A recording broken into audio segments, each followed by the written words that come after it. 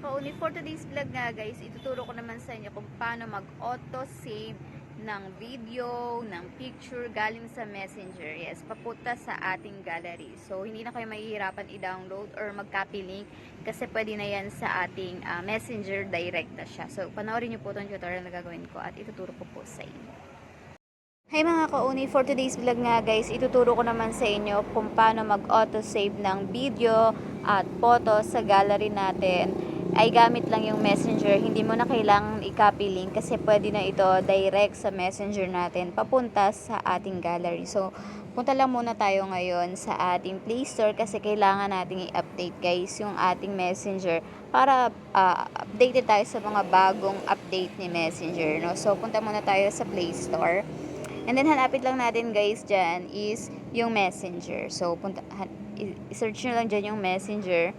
Ayan. At kapag naka-update naman yung Messenger nyo is, hindi nyo na kailangan i-update. Pero kapag kailangan pa rin i-update, click nyo lang yung update para ma-update talaga siya. Puro update yung narinig nyo sa akin. So, yun na nga, no? Kasi, mas maganda talaga laging updated tayo yung ating mga apps para nagagamit natin ng smooth, lalo na kapag sa Messenger guys, kasi minsan may tendency na hindi natin nare-receive yung mga message na nagchat-chat sa atin kasi nga dahil nga hindi naka-update yung Messenger natin.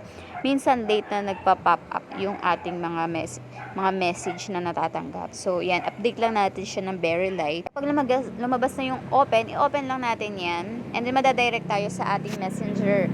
So, pag nandiyan tayo sa Messenger natin, ayan, loading lang guys. So, dahil mabagal yung internet namin. So, ayan guys. Hanapin lang natin yung kukunin natin. So, for example lang naman ito guys, no?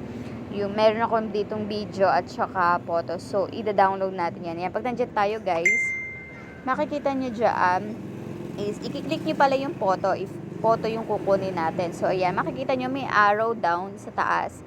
I-click mo lang yan at madadirect na yan sa gallery. So, dahil nga nakasave ito sa akin, hanap pa tayo ng iba. Ito naman yung video naman. For example, video guys. Ayan, makikita nyo na naman, meron dyang arrow down. I-click mo lang yan at magsisave na yan. Ayan, nakalagay, save video sa ating gallery mismo. Auto-save talaga yan guys. So, isa pa tayo. Mag-testing pa tayo ng isa. Ayan guys.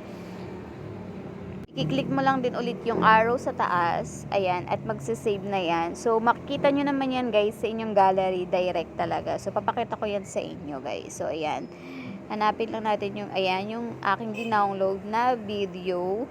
O, diba? So, direct talaga siya napupunta sa ating gallery. So, hindi mo na kailangan mag-link-link at mag-copy link para lang ma-download siya at humanap ng site para ma-downloadan kasi direct na yan sa ating Messenger. O, diba? Papunta sa ating gallery. So, kung ako sa inyo guys, i-try nyo na yan para naman hindi na kayo napapagod paano ma-download yung mga natatanggap natin sa Messenger. Yun lang. Thank you for watching.